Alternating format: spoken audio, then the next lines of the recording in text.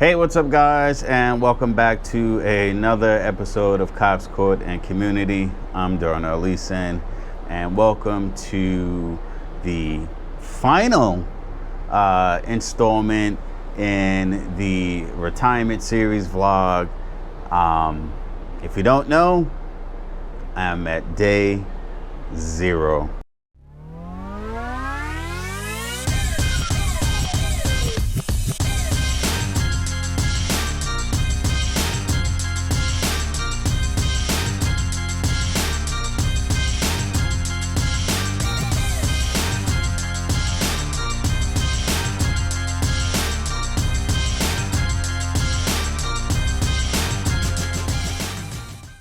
That is it, guys. I am officially retired from law enforcement after 24 years of service to the great state of New York. And I'm in beautiful San Juan, Puerto Rico right now, taking in some much needed rest and relaxation. Just taking that time to unwind and soak in all of the ambiance, or whatever you want to call it, that comes with retirement.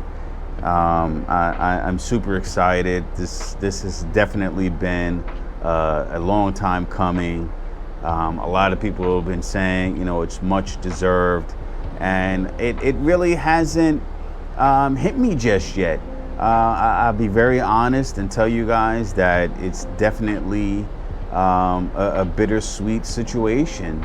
I'm happy to be done, and at the same time, I'm sad to be done. But this definitely has been a journey that I never, ever expected would happen.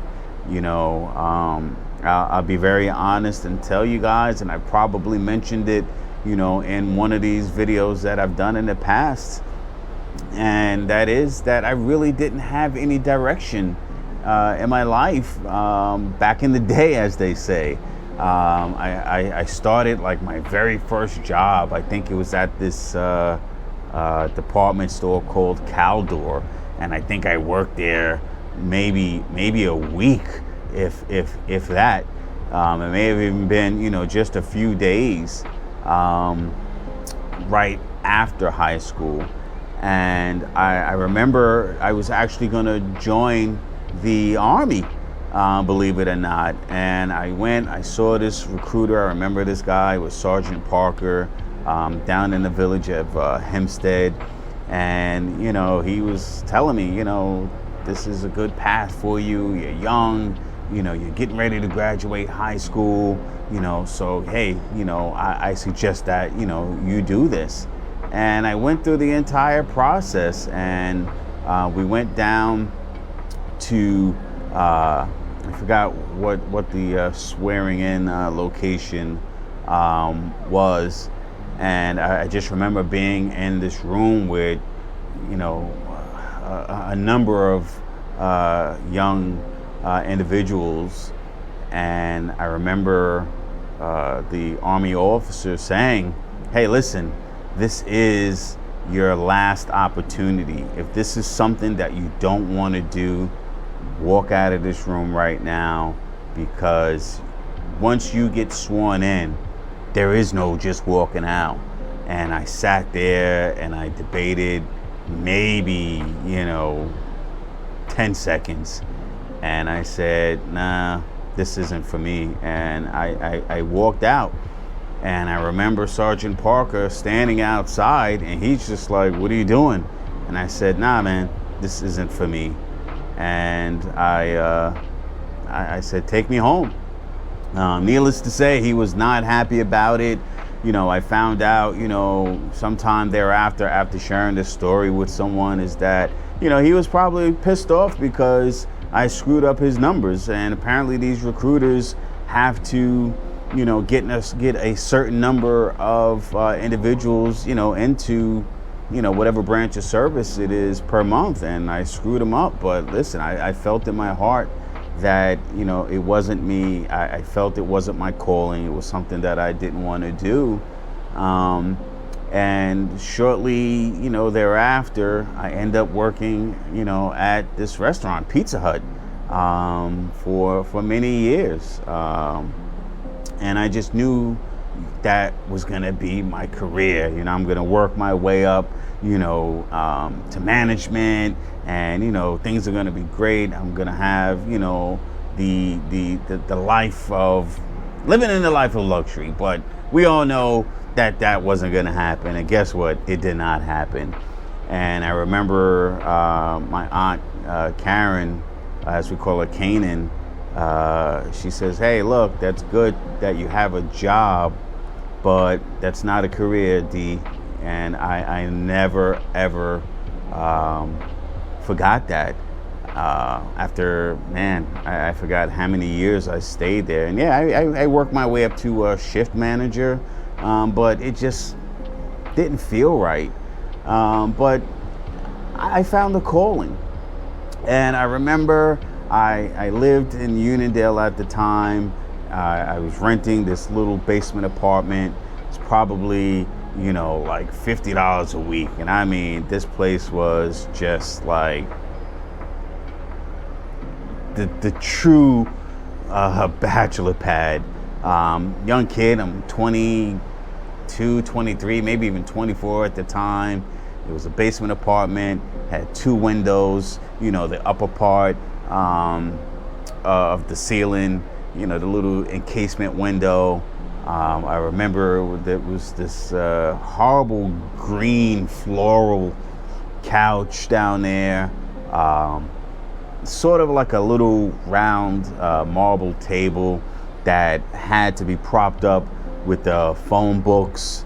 The closet was this metal cabinet that was kind of rusty. It had an actual dining room table, and there was no bathroom down there. I had to share the bathroom upstairs with the owner of the house, and another gentleman actually who was renting a room on the ground floor. And I believe there may have been a bathroom upstairs for this other tenant that lived upstairs.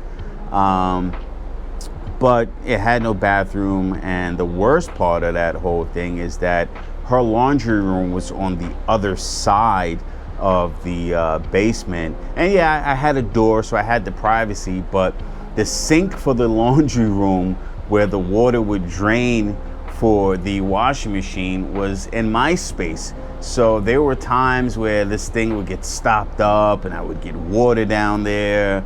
And man, listen, I loved it because it was my place. But I stayed there for a couple of years. And what happened is that I've always wanted to be a part of the fire department.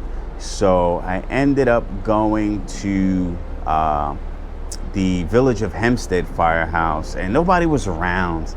And I didn't know that there was like boundaries between, towns and villages and things like that. And I was told, oh, you can't join here because this is, the Village of Hempstead. You live just on the other side of the border in Uniondale. You have to go to the Uniondale Fire Department. So that's what I did. I ended up going to Uniondale, this firehouse right off of Uniondale Avenue. And I was told, oh, you have to come down on the Sunday. That's when, all of the prospective members come down. And at that point, you have to show interest. So I went down on that Sunday morning, 9 o'clock. And I met who, ended up being a very good friend of mine, who was captain at the time, Milton Bowe, who is now a retired NYPD sergeant, and ex-captain Mike Cardona, ex-captain Daniel Peterson, and ex-captain Kevin Levy. These guys took me under their wing, and they showed me what it was to be a young man who needed some guidance, and they just really took me under their wing, and they provided that for me. So shortly, thereafter, I was actually, was accepted by the company, and that just, translated into my process moving forward. The Officers Council, accepted my application, and then the Board of Fire Commissioners accepted, my application, and I was sworn in as a probationary firefighter. Of course, if you don't know, the fire departments, actually like 99% of the fire departments in this country are volunteer. So I was volunteering my time with the fire department, just, as a young individual who needed some guidance, and that's where I found it. But shortly thereafter, I met one of the commissioners, God rest his soul, Russell Rinchuso, who at the time was the Deputy Commissioner of Nassau County's Department of Public Works. And, he invited myself and two other good friends of mine to go down to Nassau County Civil Service and apply for a, civil service job. And I'm not going to get into that whole process of how that came about, but I ended up picking the Town of Hempstead Department of Public Safety. And that was my first introduction into law enforcement. You fast forward a couple of years, I took the test, I got on the list, and, I got hired. And that's all running simultaneous to me being in the fire department and going through all of my trainings and classes and instructional portions. And I ended up getting off probation, just a short, year later. But here I am, 24, 25 years old, skinny, stick figure of a man. I had these braids in my hair that I was trying to get dreaded. And it was just like, man, the time of my life. Here it is. Looking back, I'm making like $27,000, $28,000. And, I just felt, that I was on top of the world. I got myself, eventually out of that basement apartment into, a more, I guess, not even acceptable, but a better place to live. I ended up getting an apartment in a house, which was like a 1-bedroom, which was obviously a huge step up from that basement apartment. But having this job, it was great. And again, it was my first introduction into law enforcement, and I just fell in love with it. And again, I'm running simultaneous with the fire department, still volunteering my time.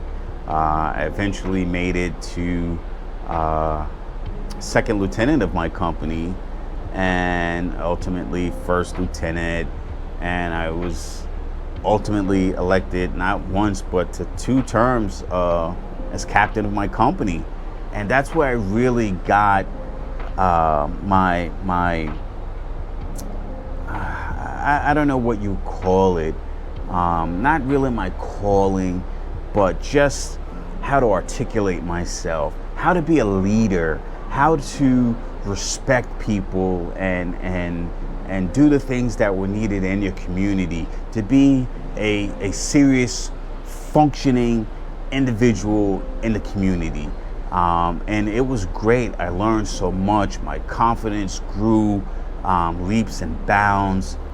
And eventually, I just got into more of the politics of the fire service.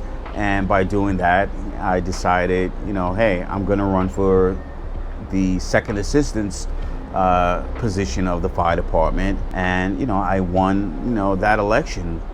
But prior to me getting elected the second assistant chief, as the captain of the company, my first lieutenant at the time, another good friend, Ronaldo Weeks, he works for the MTA. He's, an officer with the MTA, and he's telling me, oh, my job is hiring, take the job. I make $90,000 a year. And I'm like, wow, wait a minute, $90,000 a year.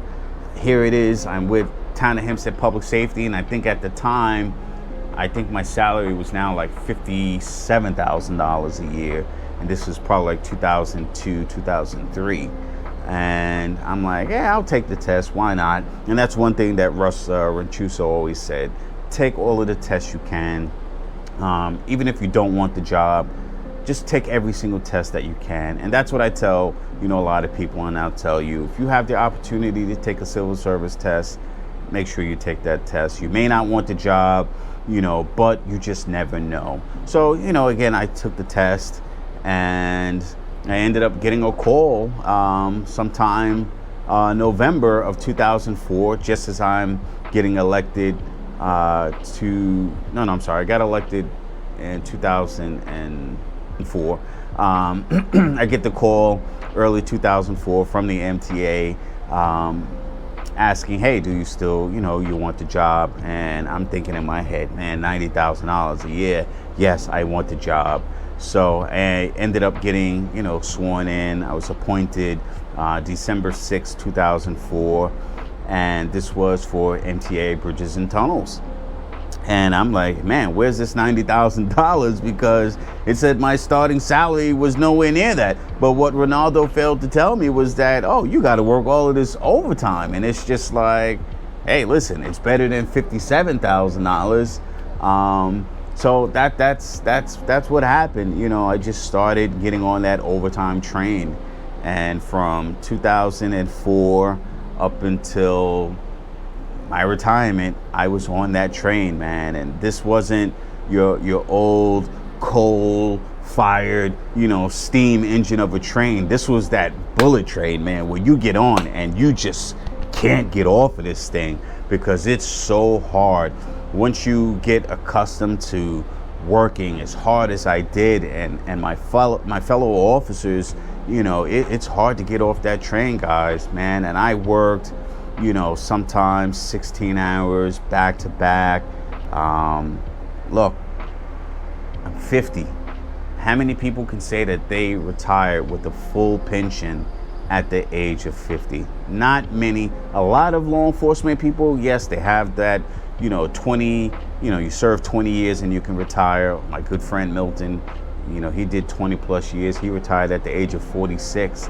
But with my agency, you have to serve 20 years and be of age 50. So, once I met that obligation, I said, you know what, it's time to go.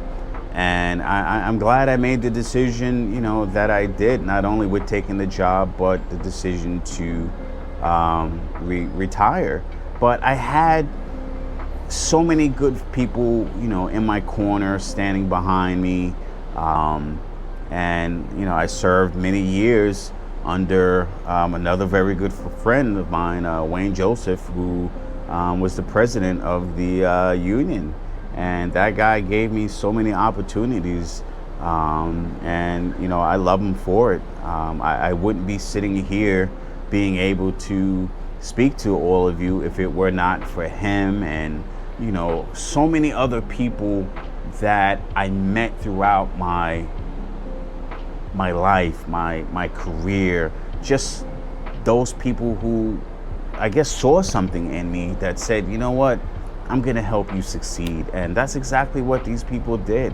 And I mean, I can go back years and years to Carl Mickle, a neighborhood parent that I grew up with as, a young kid living in the village of Hempstead at that time, who was a Nassau County police officer, and another good friend, Deneen Carroll. Her father was also a detective with Nassau County Police. But there's just so many people that that crossed my path in my life that helped me get to where I am now. I mean, I own, 2 homes in New York, a home in Maryland. I have 3 parcels of land in Tennessee. If you saw the previous, video at some point in this series, purchased, a home down in Florida for my family. this job was great. The people that I met were great, and I have to thank so many people that the list would be just longer than my arm. The amount of people that I would have to thank, because God puts people in your lives for a reason. You know, you always hear that this person is in your life for a season.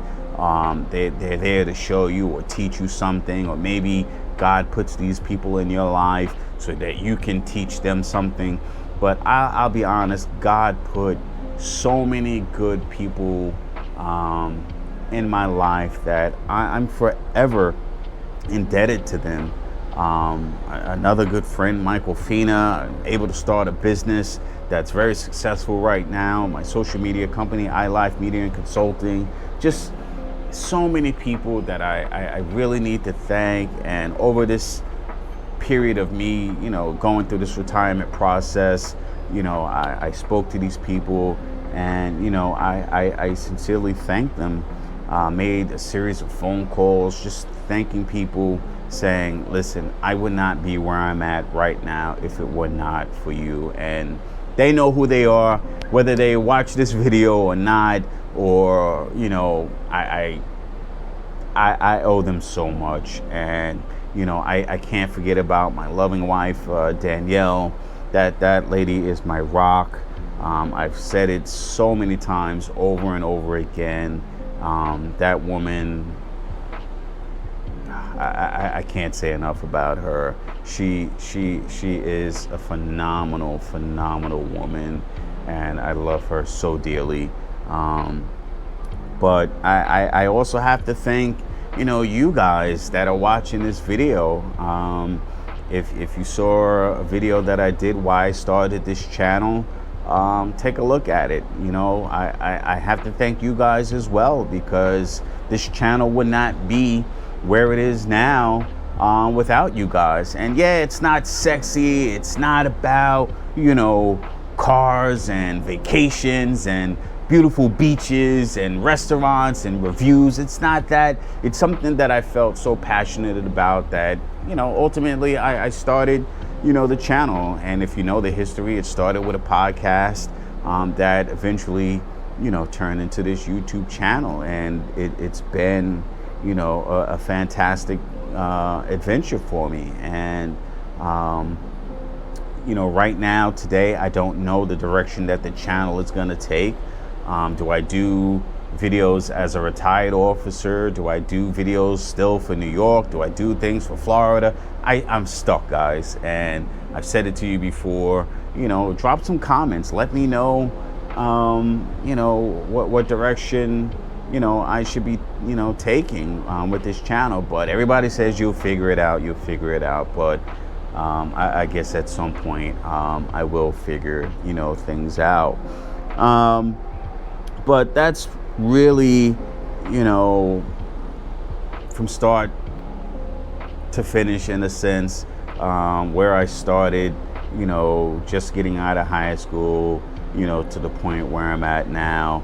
I'm sure I'm leaving out a whole bunch of stuff about my life, and, you know, I'll probably, you know, put together, you know, some more videos, you know, as I think of things like, oh, I forgot to mention this, you know, let me put that out there.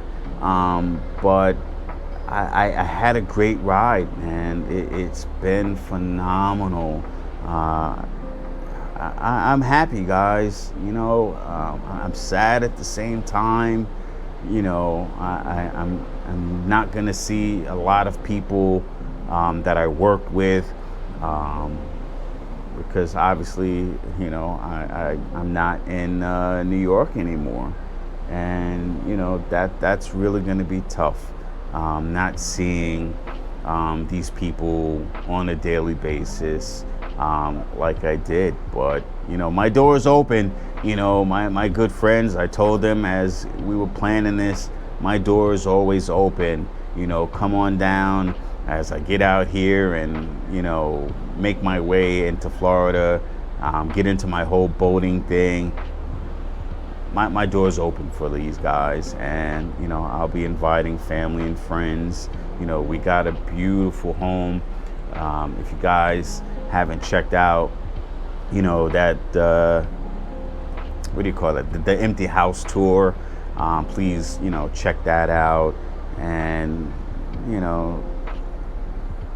I don't know, man. I'm feeling a little choked up right now because this is real. This is just really, really real. I'm a civilian again,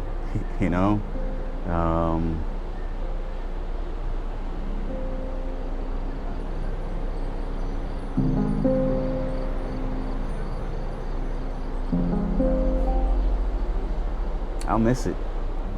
I'll miss it. I'll miss it dearly.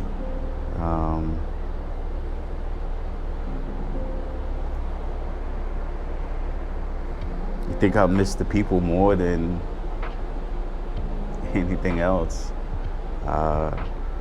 Great friends. I love you all to death.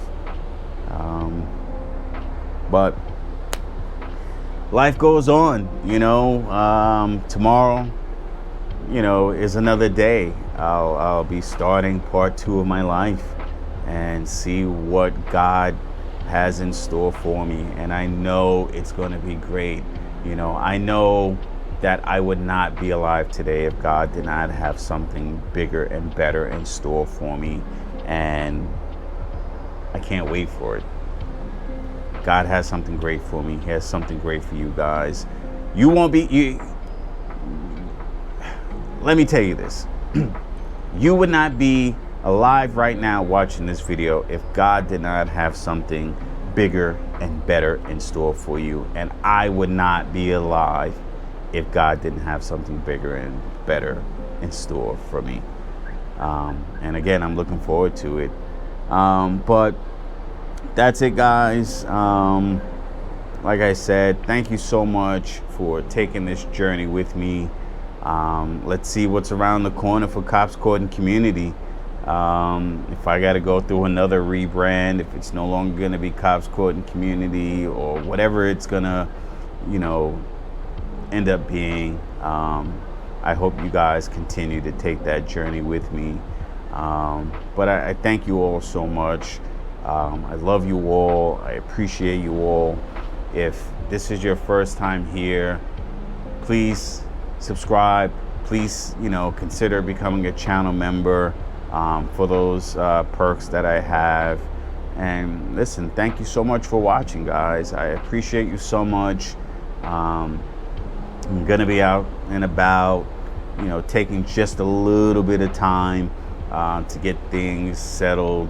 Obviously, I got some things to do with the new house and getting settled in and getting acclimated to Florida and the Florida lifestyle and the Florida life. Thank God I have good, friends who are here.